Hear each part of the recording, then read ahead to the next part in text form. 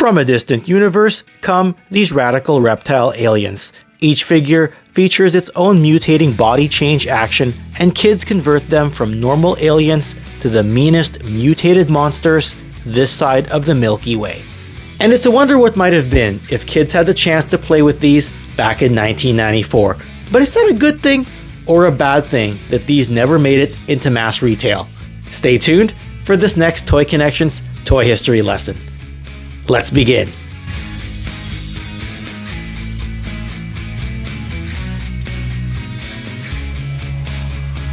Okay, so I'll admit that part of my opening blurb there was quoted directly out of a 1994 Toy Fair catalog that served as an advertisement for the Manimals toy line had they been around to help continue Hasbro's run of G.I. Joe, a real American hero toys. With G.I. Joe largely being known for its military roots dating all the way back to the 1960s, as well as its relaunch as the downscaled G.I. Joe, a real American hero in 1982, we'd see concepts far removed from its initial military basis as the years would go by, and this was never more evident than in the 1990s when things were expected to be more outlandish and colorful to keep up with changing times.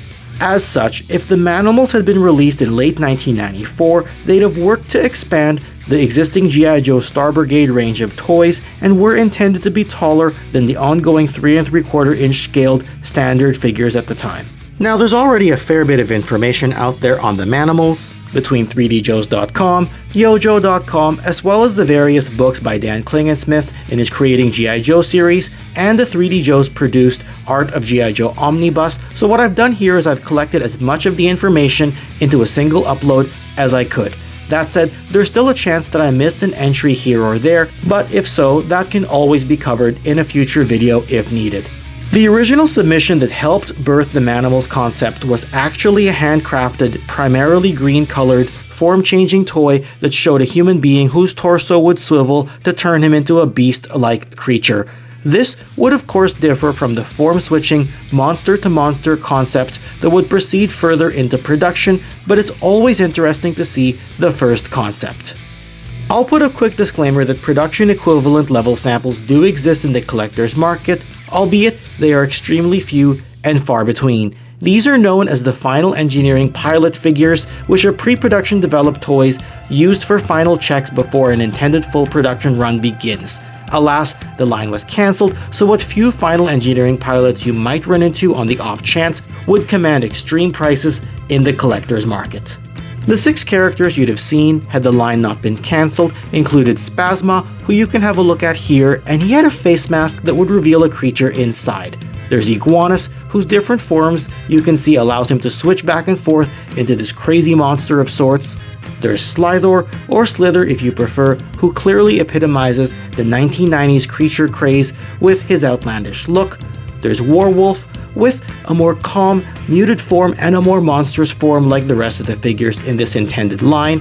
Here's Zigzag with his multiple creature craziness forms, and Vortex, dubbed as the Planetary Punisher. It's also been noted that Vinny DeLeva, who headed up marketing at the time for G.I. Joe, wasn't overly crazy about the Manimals idea. And I have to say, neither would I have been, because if I had seen them at retail, I'd probably have opted to buy something else at the time, as this deviated a little too far from what I feel G.I. Joe is. But that opinion is up to each individual collector, so tell us what you think in the comment section below. Interestingly though, in 2001, Hasbro did manage to get 3 of these Manimals to retail as an exclusive for KB Toys. As a result, we did get the characters of Warwolf, Iguanus, and Slithor in 2001, albeit in different color schemes from the originally intended color schemes had they been released in 1994. Now, had these KB Toys exclusives sold well at retail, then we would have seen the remaining Manimals of Spasma, Vortex, and Zigzag released, and again in different color schemes from the original 1994 plan, but alas, the line did not do as well as hoped, and we never got these characters at all. Also, I just want to ask that if you could please make sure you're subscribed to this channel, press that like button, and ring that notification bell so that you don't miss out on any future Toy Connections video content. Yes, it's a small effort for you, but it'll go a long way towards helping me with growing this channel. That said, the planned 1994 toys and their accompanying 2001 eventual releases in the different colors weren't the only Manimals that were planned had G.I. Joe continued into 1995 and beyond. Now, the Manimals were actually planned to be part of a faction known as the Lunartix Empire, and interestingly, Yojo's website does show an unproduced Lunartix alien that was clearly meant to be part of this. Now, while Yojo's site lists this as initially an unnamed alien, Volume 14 of Creating G.I. Joe later identifies this character, and it was going to be named Thrasher, I guess taking the same name from the 1986 Dreadnought Thunder Machine driver. And this alien Thrasher, like many figures in the 1990s, was designed by Kurt Groen. The Creating G.I. Joe Volume 14 book goes on to show us other Manimal concepts that could have been seen in 1995 if G.I. Joe kept on going. Some examples here include Slaver, who is a Cyclops type of concept, Arachnoid, who is a mashup of a crustacean and a spider, and we also had Iclops here, who took a Cyclops form as well, while also having a Planet of the Apes type of beast form in his other mode.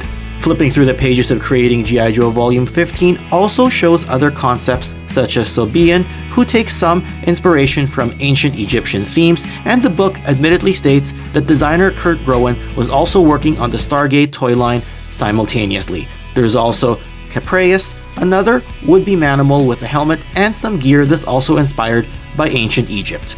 There's also several other unmade Manimal photos that you'll find on Yojo's site if you go through the unproduced section, and Creating G.I. Joe's later books also show some sketches that were left unused for final production purposes as well, and there's other unused ideas such as War Dog here, who may have fit the Manimal subline even if there's no direct indication that he would have been advertised as such. And interestingly, there was also a planned unreleased Manimal encounter set that had artwork done up for General Hawk and included an alien egg with an alien inside and some slime incubating inside as well, and all this was inspired by such films such as Aliens and Ghostbusters. Ultimately, the entire Manimals concept for 1994 and 1995 would probably have been polarizing at best, having deviated so far from the core of G.I. Joe, yet it may have appealed to the changing times of the mid-1990s. And yes, as noted earlier, we did see the KB exclusive Manimals in 2001, but times had shifted yet again, and as such, those did not sell well, which we already discussed. All in all, the Manimal sub-series did get further along in development by comparison to other planned G.I. Joe releases in this time period, but in the end it still remains a bit of an anomaly in the vast world of the original G.I. Joe, A Real American Hero toys. And if you happen to like this video, don't go anywhere just yet. I'm gonna put another Unproduced Toys video that you can click on right over here, or for a look at my personal toy collection, you can click on this video right over here. Otherwise, yo Joe, and I'll see y'all next time. Thanks for watching, and take care.